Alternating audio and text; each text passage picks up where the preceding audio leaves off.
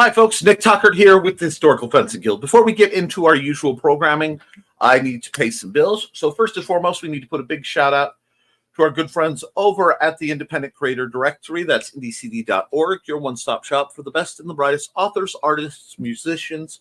It is a place where you can easily find your projects hosted, where as an author, you can have a web presence, or an artist, or a number of creators. That is safe, that is available, and for a one-time fee of $40, you can get in. If you're looking for people to hire who do writing, editing, things like that, and you don't know where to look, start at the Independent Creator Directory. And if you use Podcast One as your entry code, you get your one-time fee to join half off. You are welcome. We are also made possible by sales of my books, especially this program, The Simple Sword, The Fighting Axe, and The Simple Spear. All part of my ongoing series of Western martial arts manuals designed to help you go from having never handled the sword to being able to teach the arts to others. We also have the amazing support of our patrons, Off in the Woods, Frog G, Ronald Rain, Bladed Thesis, Brian K. Morris, Cindy Kep, and of course my man, Steve Augusto. These fine folks pay a little bit so that I can afford to keep doing what I do, including providing free training for the folks who couldn't afford it otherwise, programs for local libraries, helping those with trauma use the art of swordsmanship to build themselves back up. So I'm really, really proud of what I do, and I'm really honored by the people who support me. So thank you. If you want to be a supporter for as little as $1 a month, you too can join the ranks. And it is much appreciated. So before we go into things, I am going to go through the comments, and then we'll get on today's subject matter, because there was some other things that were supposed to happen, and they didn't quite. I will fill the people in, because some of you may not know what else is going on, and I feel it needs to be discussed. So Thesis says, early, but I'm here. And Alex says, evening, Thesis. And hey, Alec. Hey, Alec. So Thesis is greeting. Hey, love. There's greetings between Thesis and Foxy and Alec. Alec says, hi, all. Probably going to be a tad quiet. Had a lot going on today. So I'm going to work on uploading some videos and drawings. You do whatever you need. We are always here. And yes, Alec, you know how to get a hold of me, bud.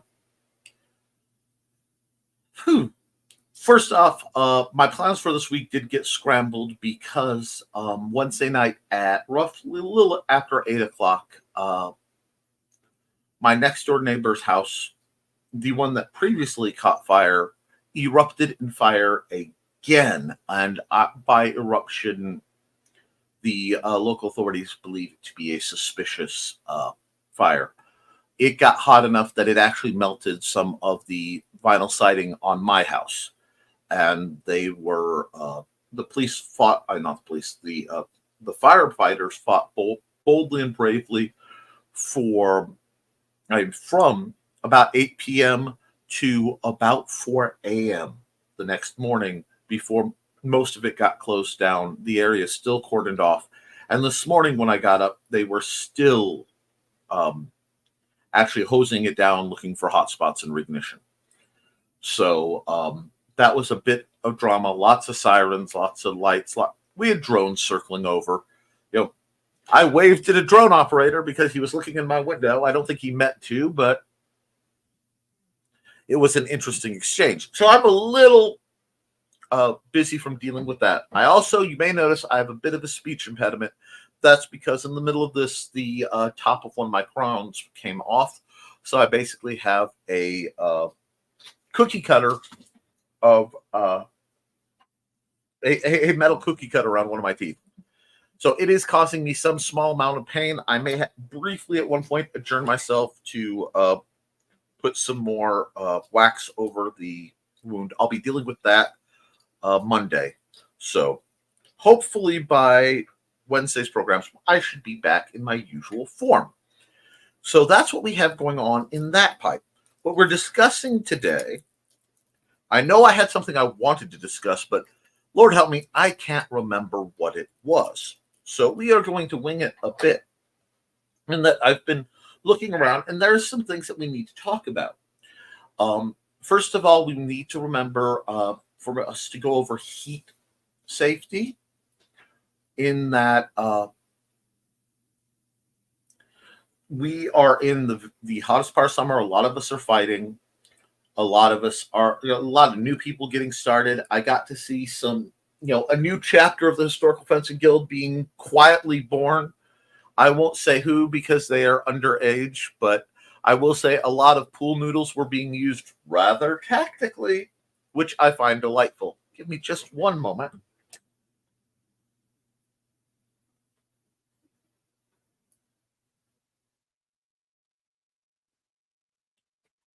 Sorry about that. I have to reapply the dental wax to keep from slicing my tongue open. We're getting into the hot season, and we have new people starting up. I am very pleased to see, but I want you to maintain your training. I also want you guys to remember you have to. The Pool Noodle Alliance, and hello, Kitty, is that what that little organization is called? The PNA, the Pool Noodle Alliance. Oh dear. Well, that is something that's happening. Excuse me, my lantern doesn't work anymore. That's because the batteries are dead. And I saw that it needed 3 tiny batteries. Yes. Okay, well, I am streaming, Oh. But if you go in the charger, I actually have 3 that should be charging of the tiny batteries right now. Oh. So go in the charger where the controller batteries usually are. Boy. All right? Groovy. All right, sorry about that. In the past, I probably would have muted it and handled it, but he was so polite, I'm not going to give him any hassle. That being said, we need to get back to what we're talking about. When you are working initially, be careful that you don't pick up bad habits. Studying from, if you were going to study, say, as a group, sword techniques, it wouldn't be a bad idea to, as a group, sit together and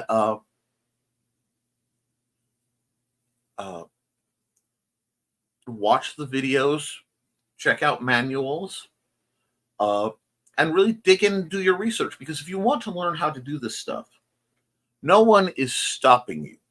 It's just the legalities can get interesting. So, encourage you to be always as safe as possible. You don't want to hurt each other, but you also don't want to give yourself what are called training scars. Training scars are, they come in a lot of varieties. One of them is when you've been taught something out of sequence. So, for example, I had a gentleman that I was training, and I was Foxy and Thesis, say hi, Xander. Anyway, I was training a gentleman in the basics, and he needed to work on his range. His range and his timing were off. And what happened is someone butted in. Well, I'll show you this shot. It's an advanced shot. And the problem was, by showing him that shot before he had the basis, it interfered with him learning how to do a straight thrust properly. And there is an order to the curriculum that is necessary whenever you're looking at these books. So if I were to look at my book, right, we're going to pull out The Simple Sword, available on Amazon. It goes over the basic terminology so that a language is discussed, so that we can use the same terms. And then it goes over how to pick your weapons, because what you should be training with in length. And then it goes into the basic guards. within the basic guards, there is a slight discussion on footwork. And from there, we go over to attacking. Because, guys, you have to walk before you run. You have to stand before you walk. And you have to learn to essentially dance before you can fight. Now, it's been discussed and recently came up that fencing is basically dancing with swords in your hands. Yes, that is why when Kitty says what her background is and she discusses things, I am almost saddened that she is almost exclusively a rope dart practitioner. Not because I have any beef with the rope dart. I don't, obviously. But because the tragedy of not getting to see someone with proper footwork. As a swordmaster, bad footwork makes my soul cry. And when my soul cries, I am forced to make my students sweat. That means I need to go more lunges. We're going to do lunges. We're going to do footwork drills until you're doing it correctly. Ah, yes. That's what it is. Trey called thesis art dancing with weapons. And she's not wrong. Oh, no, not at all. It's fascinating to see how that what carries over and what doesn't between styles, which is one of those things where I encourage you all, especially the folks who are starting out. Finding something like the simple sword is great. Get yourself a base understanding, but never let yourself be so consumed by your own style that you omit the value and technique in other styles that could help you become more effective. The only caveat being, as long as your main goal is efficiency and practical mastery. Now, there are some people whose goal is to be as well you should. It is to be as authentic, as dedicated to a specific style. This is a little different. Thesis very much walks more this line, where Thesis lives, breathes, and just emits Chinese culture of a certain period. That is his bread, his butter. That's where he lives.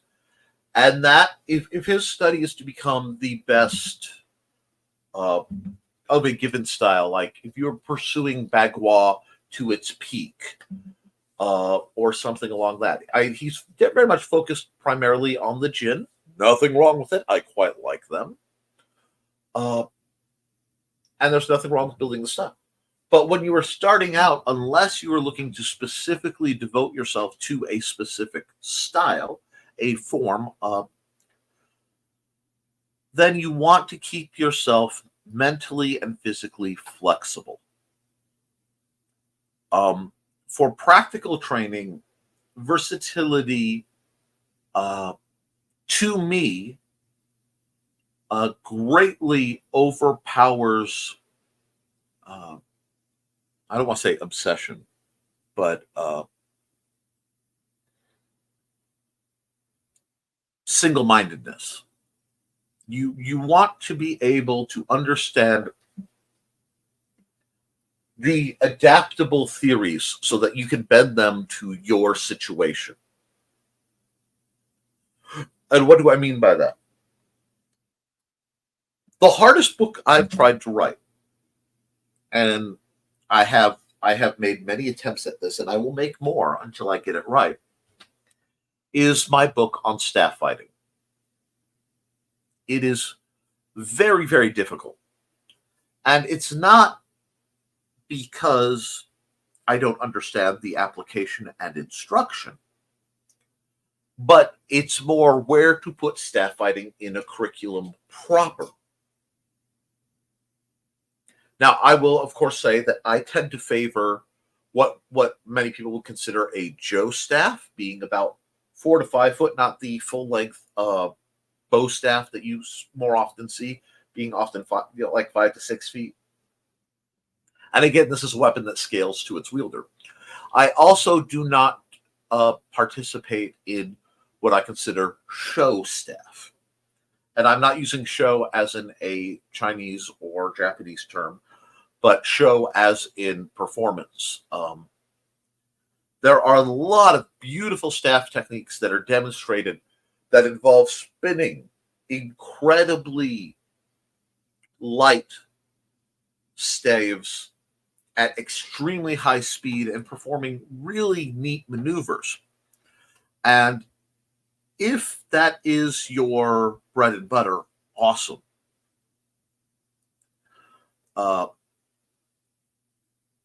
It can look exquisite, especially in fight choreography for film and movies, video game, motion capture.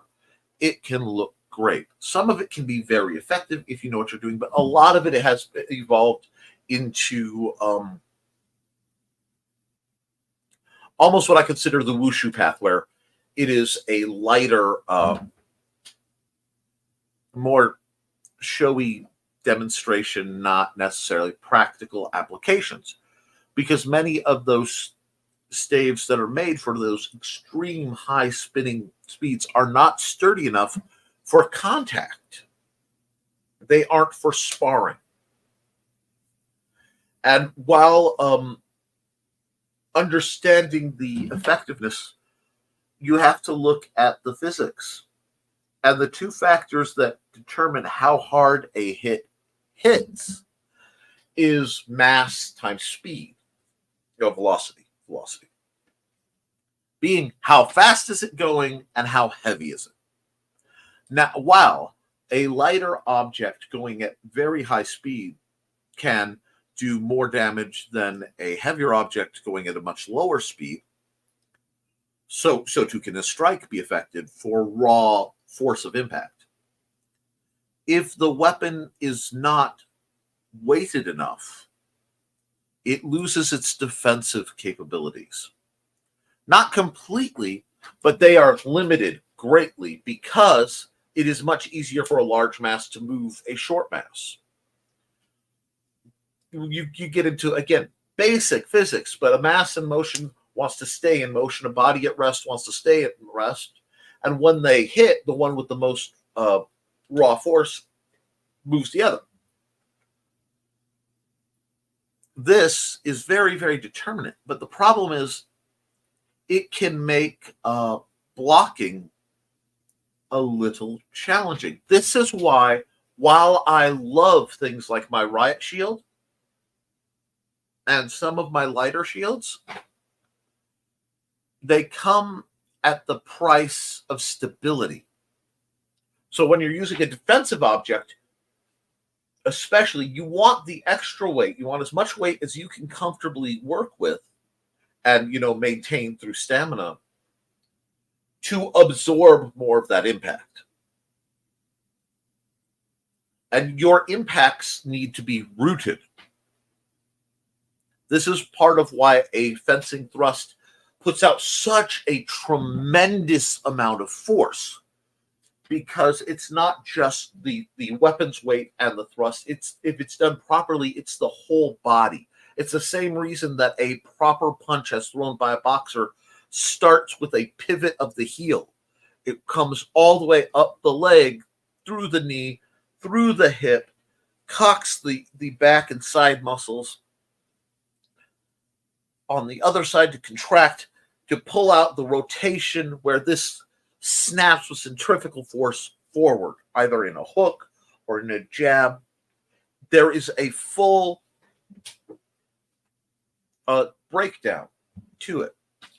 Now, what does this have to do with staff? And Thesis is going to say, wait, hold on, let's see.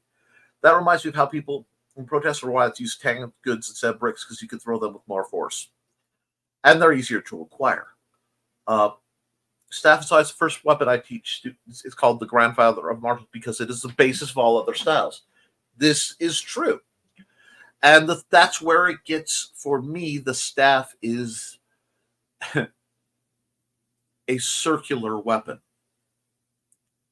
because you teach the basic strikes for the staff, and it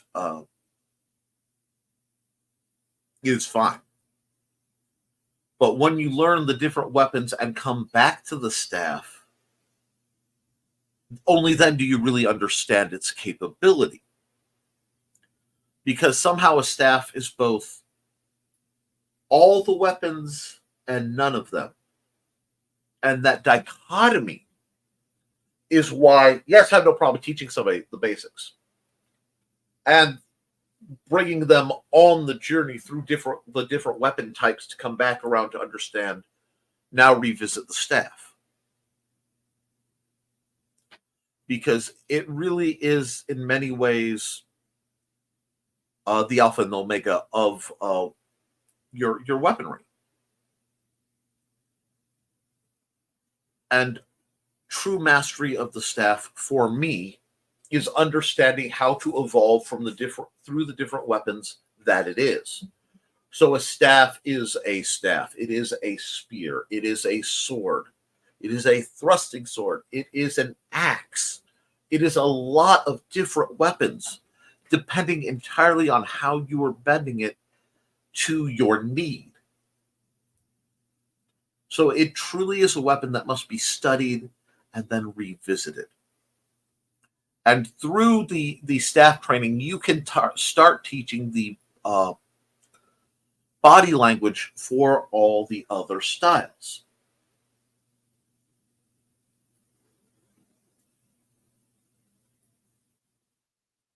And let's see, a couple students didn't want to leave the staff because they were so good at it, but they didn't want to tell me because they thought I would be disappointed in them. I was not and never would be. Absolutely. You also, for me, what I'm teaching, I usually teach one-handed sword first. I teach one-handed sword because I find bad calibration with a staff is more dangerous than bad calibration with a one-handed training sword. It as much devastation as that can reap.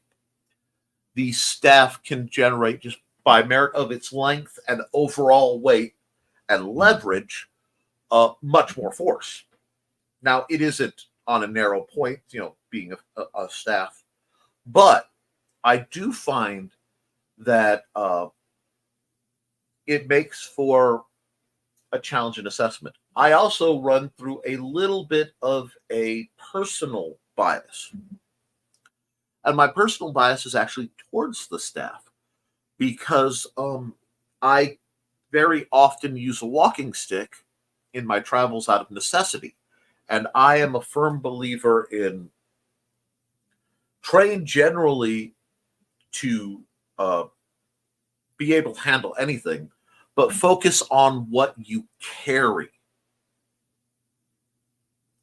To run a parallel in firearms, if every day you are carrying, let's say, a .38 revolver, very, very simple platform of weapon, and that is your primary EDC carry weapon. That is the one that you are actually staking your life on everywhere you go. There's nothing wrong with being able to run a rifle. There's nothing wrong with being able to run a shotgun. There's nothing wrong with being able to run something like an M4 AR-15 platform versus SKS, something like that. That's fine. But if you are going to every day carry a sidearm for self-defense, that needs to be your targeted, focused training weapon. Because if that's where you're going to go to first and be in positions where you can't go anywhere else, that's what you need to become best at. From a very practical sense.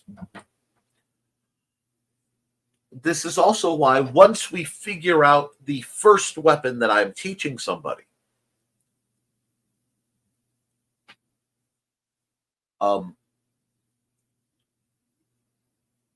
you don't switch weapons a lot at that stage. There's a temptation now, I want to play with all the toys. And at the very beginning, when you have somebody who's coming without a lot of preconceived, this is what I want to do. What I do is I get out as many weapon styles as I can. And I lay out all these weapons, daggers and swords and axes. It's a buffet of battlements. And I say, pick up the trainers, fidget with them, play a little bit. Make sure no one is in striking range. You're not going to hurt yourself or anyone else. And just see how these work. It's part of why I have such a vast collection of polypropylene trainers. But then we start focusing on, okay, what feels right and what do you want? Because sometimes they are divergent. And sometimes they are the same weapon. And then what that becomes is that is the direction we will train you in first. Now, I don't expect mastery, but I expect competence. I expect proficiency with one before you play with another. And the reason for that is not to confuse techniques, because I teach from the simple sword platform. So the techniques I train carry over between styles largely. Angles change, grips change, but the overall attitude and technique carries over. But range and timing change when you switch weapons dramatically. So when you are looking at range versus timing in that kind of setting, you have to focus, because what's going to happen, and this is everybody who gets into the martial arts, weapon-based martial arts, seems to have this idea that it's not, they want it to be the wrench, not the mechanic. And if you've been on this channel, you know I will always say it's not the wrench, it's the mechanic. A great mechanic can fix a car with the cheapo Chinese junk that he gets at a gas station almost as well or about as well as he could fix a car with Snap-on high-end parts. Does it make it a little easier? Perhaps. But at the end of the day, a wrench is a wrench is a wrench. And I do that to pull the mystification around the sword away. A sword is a sword is a sword. The thing that changes is you, your approach. And when people start and they're learning, I don't want them, unless there are a couple reasons, but I don't want them to go to the weapon first as the fault that needs to change, because that's a great way to detract from your own skill set. This is something Thesis talked about when he was mentioning his preference on longbows or recurves and single sword. He wants consistency, and he doesn't want other places to put the blame if it doesn't work. Now, there are a few exceptions to this. First off is the problem you're having an armor binding problem, a weapon trait problem, or a technique situation? We'll add environmental there too. So environmental, maybe the lighting isn't good enough for you to see what you're doing. Maybe you're drilling on a concrete ground that has fine powdered metal dust all over it, so it is slick as greased goose poop. That will affect you negatively. That would have to be addressed. And because it is external of the student, that means it is the sword master's responsibility. Next is your armor binding. Is it too big so that the plates are shifting and getting in the way? Is it too small that your range of motion is excessively limited? Is it improperly binding? One thing that sickened me back in the day was my lovely wife, who was then my girlfriend, had armor bites, and she had gaps and pieces where the armor would cut her because it wasn't tailored right to her, and because the people, well-meaning, people I respect, didn't quite know how to make armor for women. So that is a real problem that has to be watched. When it's a weapon, there is a slight parallel where the weapon itself may interfere with its function. So let me grab something here. Okay. This is my slightly modded D-hilt Bowie knife. It's a hanger or a cutlass, basically. It's a very nice little trainer. One of my favorites. I could not grip it during the time where I had to wear my braces.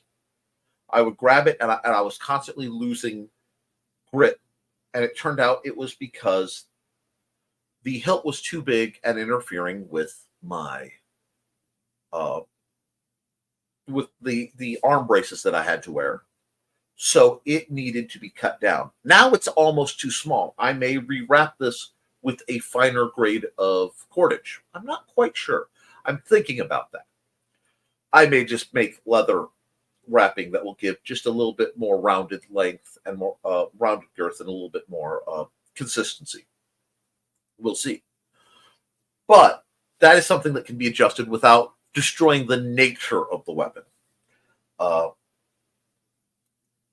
Now, if I were somebody like John Miner, whose hands are very large, he could not use this weapon as it's designed because he could not fit all his fingers on one hand inside this guard. He would need a larger guard on the weapon. Understanding that means that you could change that, keep the blade length, and you'd still have the same thing. I mean, this is very much a dagger in his hands, but you get my point. Now, I like this because this is very close to in function and grip and guard to a great many modern machetes.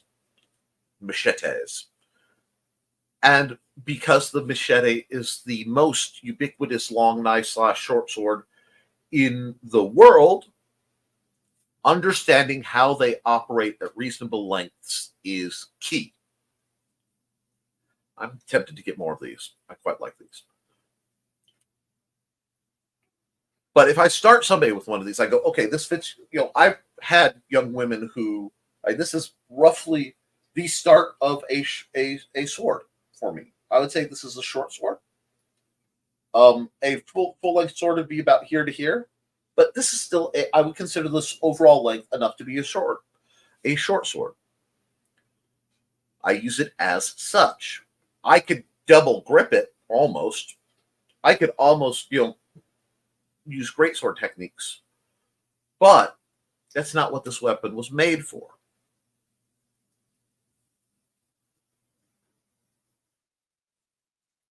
And that does need fixing. So I will put that caveat out there that your initial weapon may need tailoring, your armor may need tailoring. But that's very small overall. The thing you have to take responsibility for as both a new student and an instructor is that your technique is up to the task. Now, this is where we get into how to teach. And I know I've derailed from the staff, so I want to cover some stuff about the staff that's being discussed, and then I will get back into it. And if you do a basic staff turn, you can do sword flowers, you can do directional changes, you can switch hands with weapon. Exactly. You'd be surprised how many rope dart moves are just staff turns, but your extension is flexible instead of rigid. That makes perfect sense. And I've dabbled in rope dart. In part, I'm not the biggest fan of flail weapons personally. And there are things I will dabble in, but I will not do so in front of my students because they'll show me. And if I am learning it myself until I've reached a level of mastery where I feel I understand it very well, I am not going to teach somebody. And it does look like a butterfly sword trainer. Let's see. I'm not sure what the current price is, so give me just a moment. And I will check to show you where to get that. We'll go here. We'll go here. Share that. And we will go to this one at stage. Okay. And I just need to go here. Oh, no. Sorry. That's my Patreon link. This is the woodenswords.com is Purple Heart Armory. Now, that question mark click equals 1745 at the end is my affiliate link. If you are going, please use my affiliate link. But we're going to go here. We're going to go D. Hilt Bowie, I believe, is what it's called. His naming conventions are a little strange. And because I know the price has changed quite a bit. Okay, it's still, before shipping, it's sub $30. It's probably around $50 when you add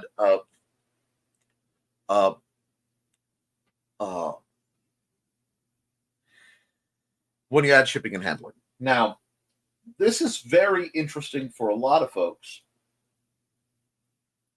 because it is a great starter weapon. It is short enough that the inherent limitations of the basic trainers doesn't really come into play as bad. The longer weapons start to come into play. And I do need to do that when I do the Children's Greatsword Trainer video. But one of the things that you'll find, and Thesis got, this is very close to a early period butterfly sword. Butterfly sword, not butterfly knife. And I'm using that to keep people from thinking the pranks. But this would be much closer, I would say, to a hanger, which was a type of sword carried throughout the world, especially during the golden age of piracy, the colonial era. Just a very effective, very simple weapon, rudimentary hand protection, great for naval situations, and in a length that became popular as a sidearm sword as they moved away from swords as primary sidearms in the naval exchanges. Because this was long enough to be effective, but short enough to be swung. In the incredibly tight halls and corridors of the below decks areas of a ship. So this is why the longer weapons just don't work well in that category. But I believe they have, let me check something. Just gonna hit the word butterfly, which should, because yes, they do sell slightly less expensive. Understanding you're probably going to have to buy two of them. A butterfly sword trainer, which is much more traditional, very Wing Chun happy. And again, still not terribly expensive. I think it would be around $60 with shipping and handling. You'd have to check. But it's a very simple, practical weapon. It's got a catch on the back, short, wide blade that's not going to break easily, far more devoted to slashing at this point than thrusts. But if we go back, we can see the much more thrust-oriented version of the earlier weapon. And that's where we have parallel development. Finding things that develop parallel in different parts of the world at different times, independent of each other, starts to tell you a powerful secret of weapon technique, weapon design, that is, that it must work. Certain weapon styles just come back. They are discovered and rediscovered throughout the world, throughout history. And this right here is one of them. It's very easy to draw and clear from a fixed sheath. It's relatively lightweight. It gives good protection. It gives good offense. I still am kind of fond of single-edged blades. And this has, remember, the bit of a false edge. So if I were using this on the channel, I would probably run tape or paint of some sort so you could see better why the false edge. And the false edge is just for wrap shots, rising cuts. The slight curve lets you draw better. It's really easy and effective. But we were talking staves. This is the top half of your grip of a staff. So let me see. What do I have that I can staff with? What do I have here that I can staff with easily? Put it that way. What are you?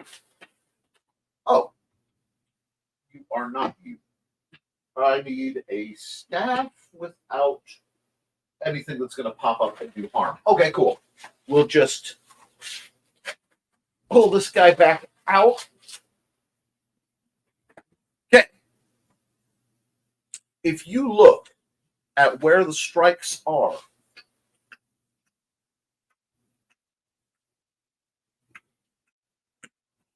it's all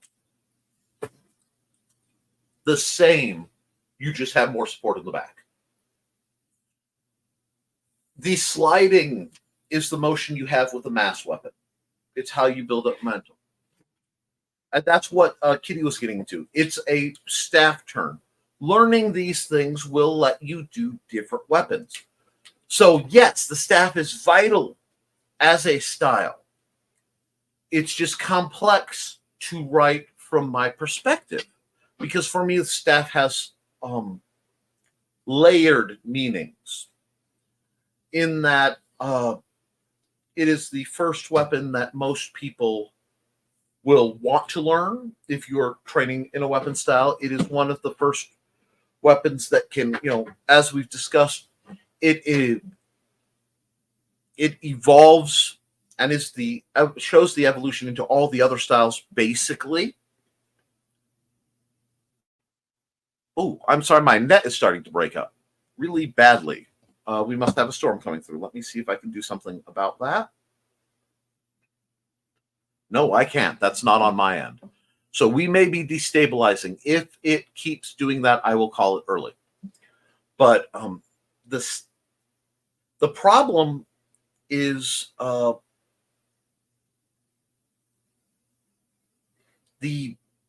sorry, I saw a really good point that Kitty just made, and I don't want to lose it.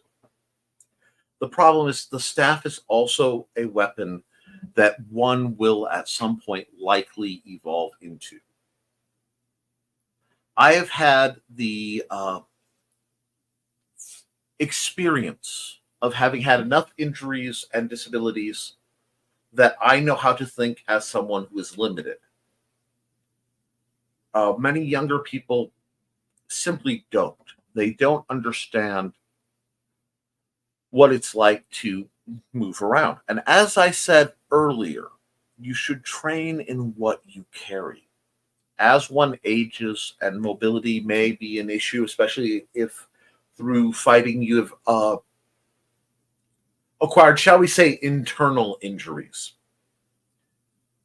We are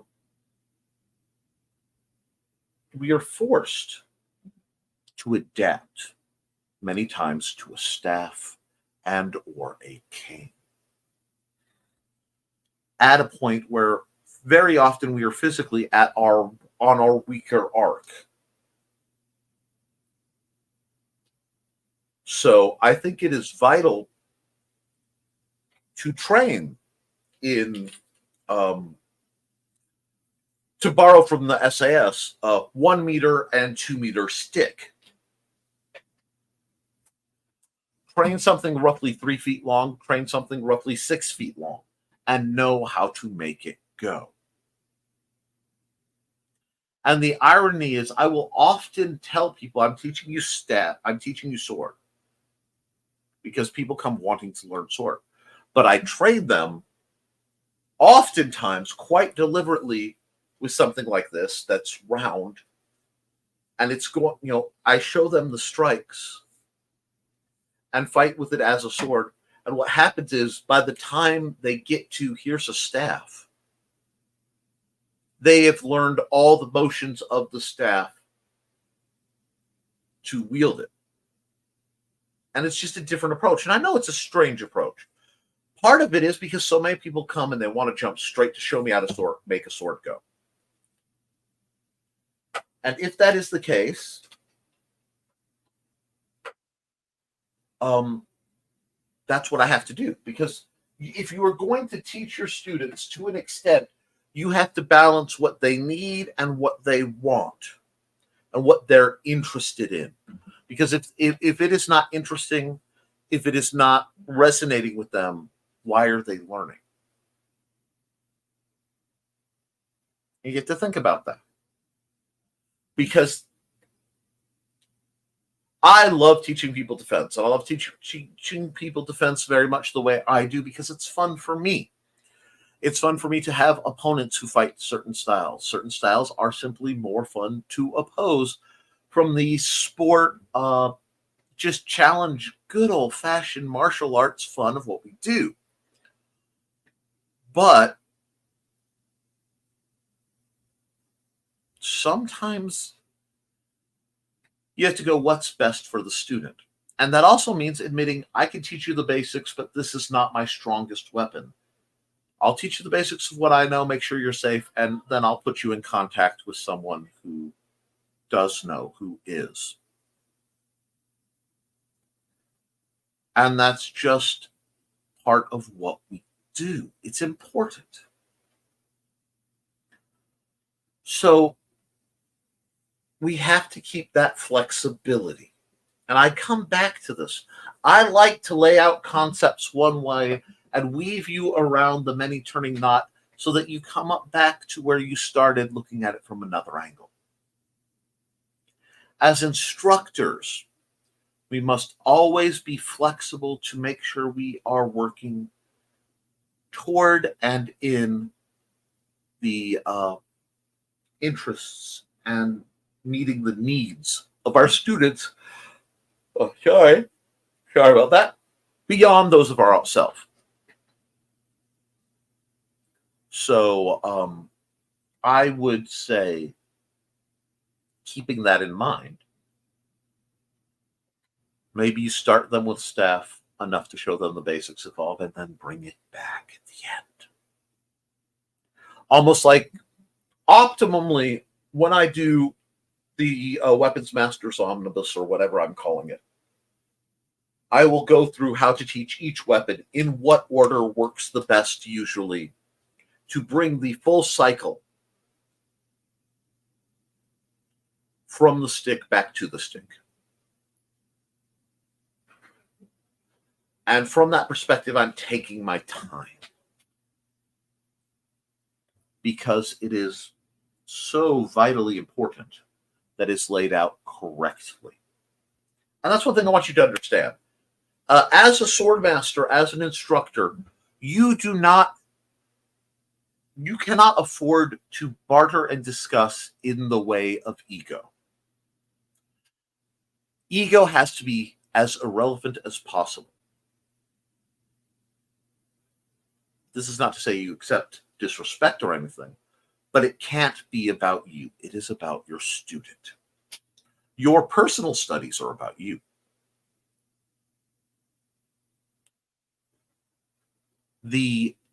How do I want to phrase this?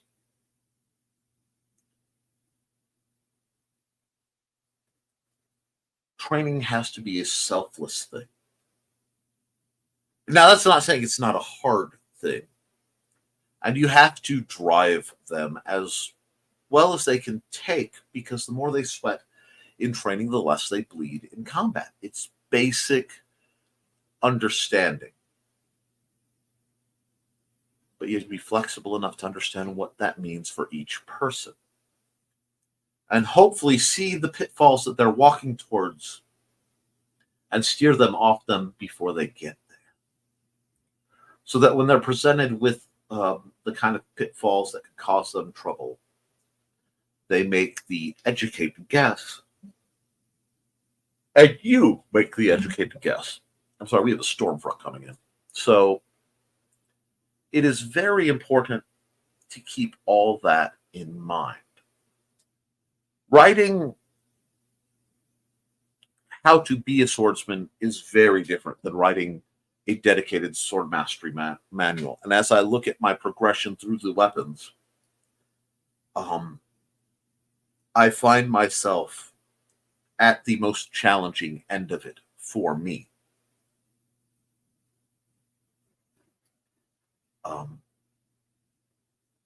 Being the strong swords, so the aggressive cutting swords, and the staff. Because it's very hard to cover the staff without it being either foreshadowing or repetition. And I think by its nature, it has to be. So phrasing and organizing the training that you do around it is not just a perfect challenge of balance, but is a perfect analogy for the journey that a swordsman takes, that a weapons master takes, going from never handled the sword to learning to mastery to instruction, and in that time gaining strength and skills to going over the arc and feeling the strength leave your body. And the lesser things become irrelevant. It just falls away. I have no need to do that. And one of my problems in that sort of thing is I am not, nor will I ever be, a Jedi. I'm not a Jedi. I love lightsabers. They're fun. But I cannot mechanically, at this point, adapt a showy style that wastes energy, be it for intimidation or entertainment value. That is not who and what I am.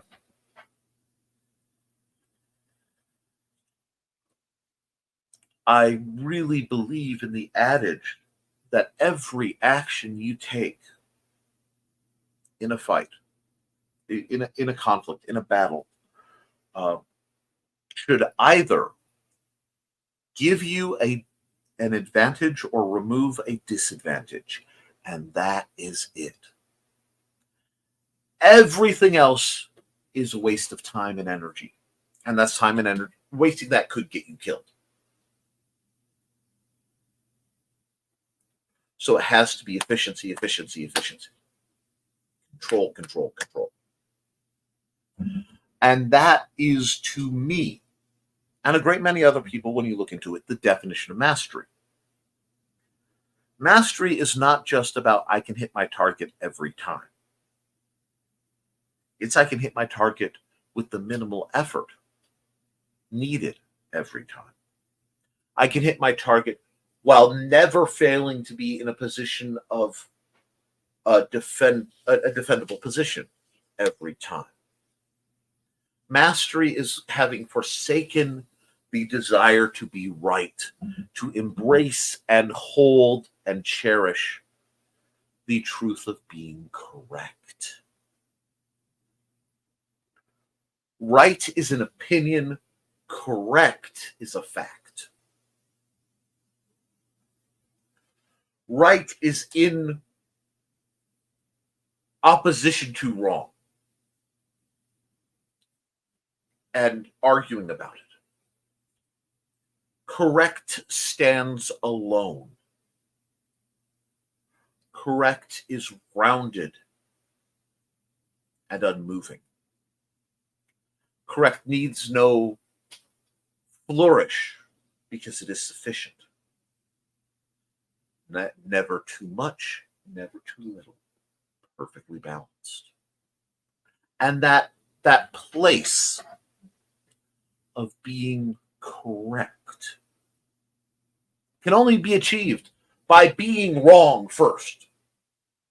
It can only be achieved, my friends, by trying and seeing what works and what doesn't, and by how much of a range, so that you can niche down your efforts to find what's correct.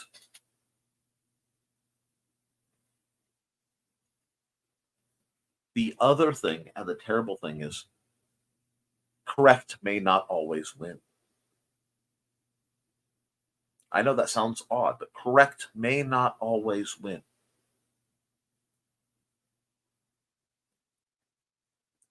People will do stupid things. I had an instructor who literally, one of his favorite things to do was encourage you to leave your hand out so that it could be taken by your opponent. Because you could then take the blade and knock it offline and ensure that you open up and attack. At a very early point in development, he was teaching a hand sacrifice as nearly an opening move, because within the conventions, within the game, that could be and was advantageous. Because you'll get your hand back the next round. In my analysis and pursuit of what I do, my priority is not victory.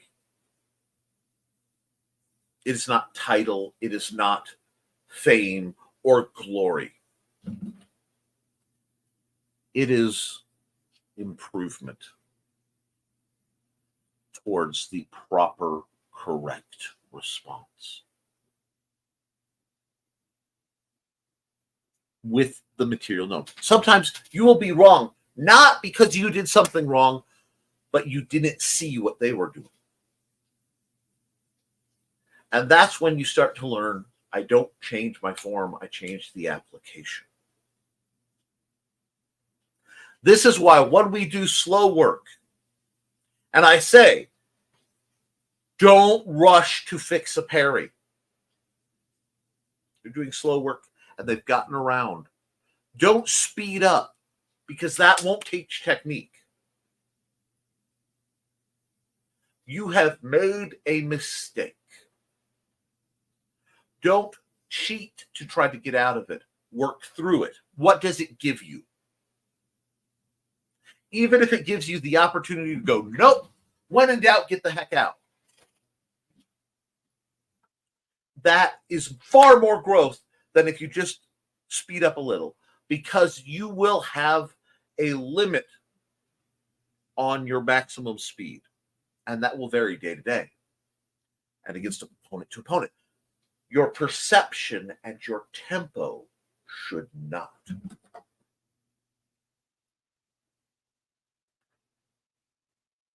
It is funny to see how slowly a proper fencer can move and devastate people.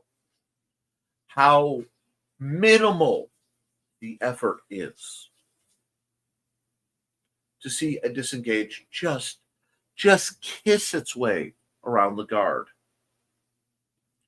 and break at an angle so that when they reflexively parry it, they're actually driving their opponent's weapon into them. Mastery. Correct behavior. That's where we need to go.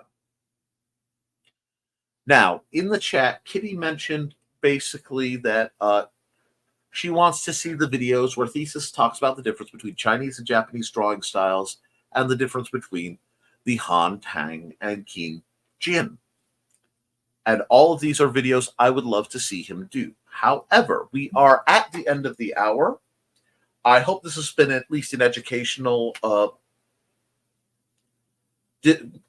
straight into the philosophical. It was a bit meandering, but I think there was a lot of good done here today, if you are willing to accept it.